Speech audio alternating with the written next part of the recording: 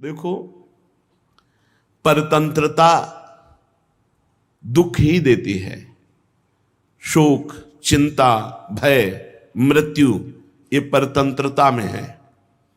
स्वतंत्रता कितनी प्रिय होती है कि हम आनंद उल्लास मनाते हैं कि आज स्वतंत्रता दिवस है। जब हमारा देश स्वतंत्र तो हम नाच पड़े कि हमारा संविधान चलेगा, अब भारत का संविधान चलेगा, अब हम स्वतंत्र देशवासी हैं।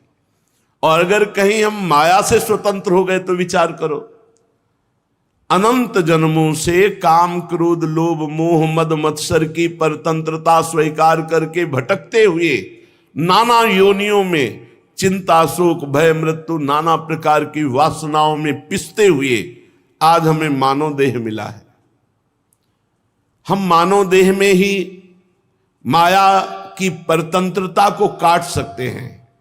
काम, क्रोध, मोह, मद की हथकड़ी और बेड़ियों को काटकर हम स्वतंत्र हो सकते हैं। परमात्म स्वरूप हो आप।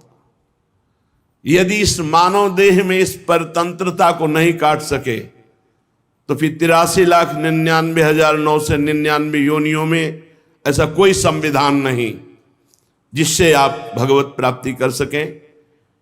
आप विषय विकारों पर विजय प्राप्त करके मन को सच्चिदानंद में लगा सकें, ऐसा कोई विधान नहीं पाया गया। एकमात्र केवल मानव देह साधन धाम मोक्ष कर द्वारा पाई न जे परलोक संहारा, सो परत्र दुख पावई सिर धुनि धुनि पछताए, काल ही कर्म ही ईश्वर ही मिथ्या दोष लगाए। बढ़िया अवसर मिला है, इसे भाग्य के ऊपर मत छोड़ो, ये भाग्य से नहीं मिलता। भाग्य कहते हैं शुभ अशुभ कर्मों से बने हुए प्रारब्ध को। ये भगवत प्राप्ति प्रारब्ध से नहीं होती, ये भगवत भजन प्रारब्ध से नहीं होता। ये प्रारब्ध संयोग, वियोग, सुख दुख, लाभ हानि, मान अपमान, निंदा स्तुति, यही गतियां दे सकता है। ये भजन करा के त्रिगुणातीत, कालातीत, मायातीत नहीं कर सकता, इतना प्रारब्ध में दम नहीं है। ये मानव देह यदि साधु संग को प्राप्त हो गई तो हमारे विचार में पवित्रता आने लगती है, विवेक जागृत हो जाता है, फिर सत असत का ज्ञान होता है। फिर असत की जो परतंत्रता हमने स्वीकार कर रखी है वो स्वाभाविक अपने स्वरूप स्वीकृति से या गुरु चरणारविंद की भक्ति से हम काम क्रोधादि की परतंत्रता को मिटाकर जीवन मुक्त अखंडानंद, परमानंद, ज्ञानानंद, प्रेमानंद, विज्ञानानंद, इसको प्राप्त होते हैं। ये हमारा स्वरूप है, ये कोई साधना की उपलब्धि नहीं है। साधना से असाधन अज्ञान का नाश हुआ और सहज स्वरूपानंद प्रकाशित हो गया। शंकर सहज स्वरूप संहारा, तो लाग समाधि अखंड पारा। हथकड़ी बेड़ी जड़कड़ी हुई है मोह की, राग की, काम की, क्रोध की, और हम समझ रहे हैं हम स्वतंत्र हैं। काम के गुलाम, क्रोध के गुलाम, मोह के गुलाम, विविध विषयों की गुलामी कर रहे हो। हम कह रहे हैं हम स्वतंत्र, हम जो चाहे कर सकते हैं। तुम कुछ नहीं कर सकते, केवल अपना पतन कर सकते हो। यदि सत्संग और शास्त्र स्वाध्याय नहीं है तो कुछ नहीं कर सकते।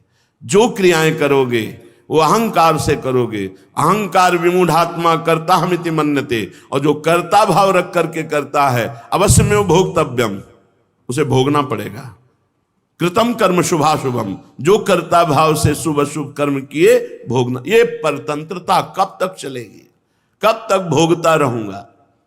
ये मानव देह मिली है इसी परतंत्रता को मिटाने के लिए। 4 हैं हमारी उपासना की बिंदु: धाम, नाम, रूप और लीला। 4 में किसी एक को पकड़ लो। कई बार बताया है, जैसे चद्दर के 4 कोने हैं, किसी एक कोने को मजबूती से पकड़ लो, शेष 3 कोने अपने आप आ जाएंगे। जैसे आप धाम को पकड़ लो, मेरा सर्वस्व धाम। धाम की कृपा से स्वाभाविक नाम का जप होने लगेगा। देख लो, अगर निरपराध रह पाओ, यहां फिरे स्वार्थ आपने, भजन गहे फिरे बाह, वृंदावन में स्वार्थो उलट भजन होए जात। यहां तो भजन पकड़ लेता है, भजन बाह पकड़ लेता है। आप स्वार्थ में घूम रहे हैं और चलत फिरत सुनियत यह है श्री राधा वल्लभ लाल, ऐसे वृंदा विपिन में बसत रहो सब काल। यहां की वायु का स्पर्श भजन है, क्योंकि वो वृंदावन की रेणु लेकर, रज लेकर के जब हमारे शरीर का स्पर्श करती तो हम निष्पाप होते हैं।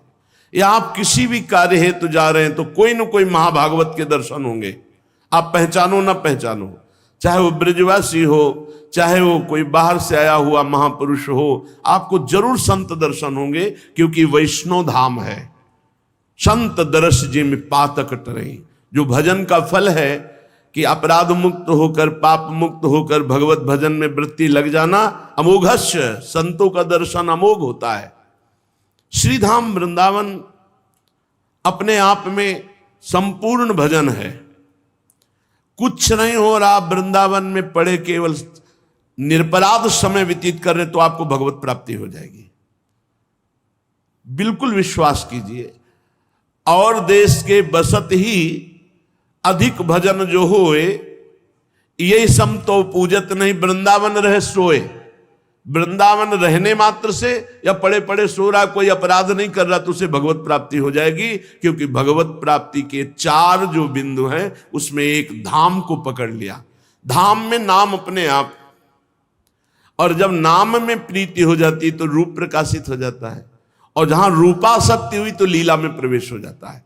तो धाम की आसक्ति, आश्रय मात्र से 4 की प्राप्ति।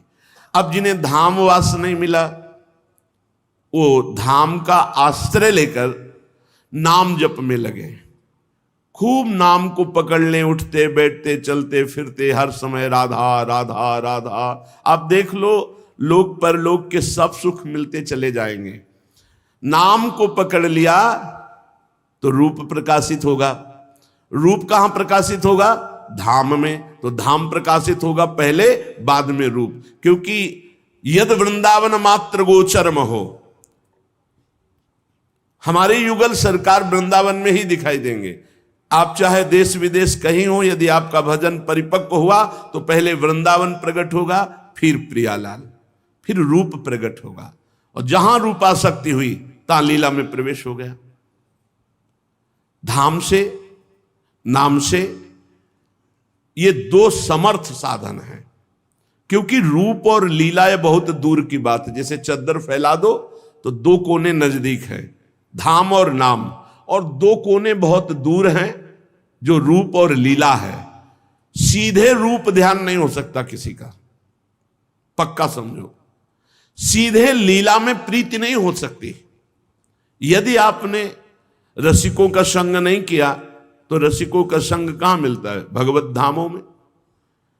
धाम की बड़ी असीम कृपा होती है तब महत संग मिलता है।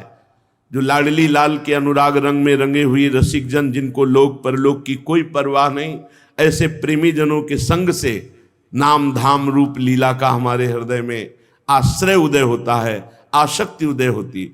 सीधे रूप में तो प्यारो ढूम क्षमते नहीं अच्छी शुकादे नाम तु यह ध्यानगम, तो तुम रूप का क्या ध्यान कर लोगे?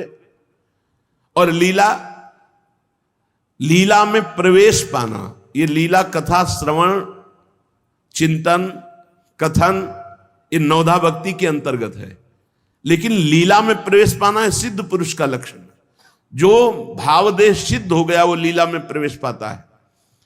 2 साधन बहुत अनुकूल हैं, श्रीधाम का आश्रय या खंडवास, या श्रीधाम का आश्रय और निरंतर नाम जप। इसी से रूप और लीला का प्रादुर्भाव हो जाता है। बड़े बड़े महापुरुष इसी रूप और लीला के स्वाद में मोक्ष सुख का त्याग कर दिया।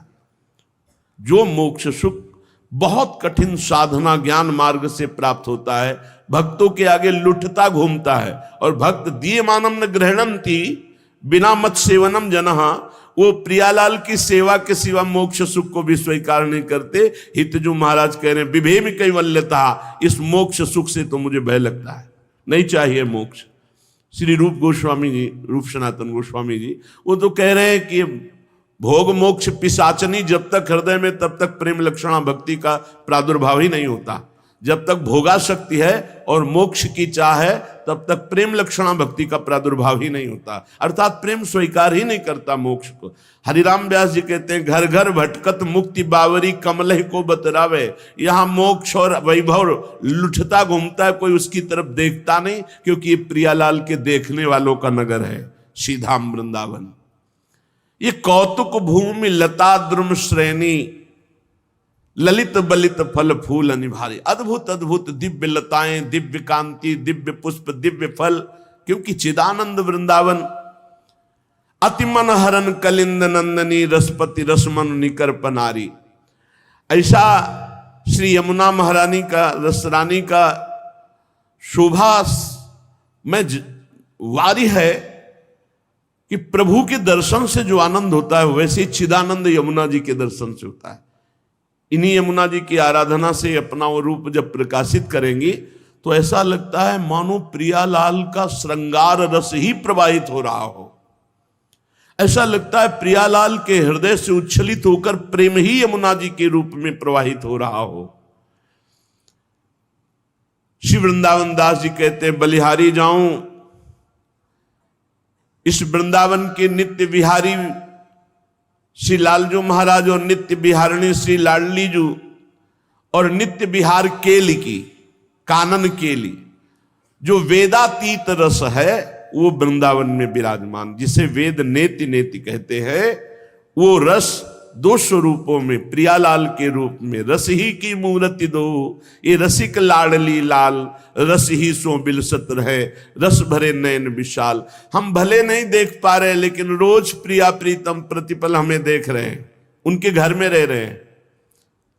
तो बोले आप तो घर में रह रहे हो, आपका तो काम हो गया, हम तो आश्रित हो जाओ, मन वचन कर्म से वृंदावन के आश्रित हो जाओ। कई बार बताया है, हम जिसका आश्रय लेते हैं उसका स्वाभाविक चिंतन होता है।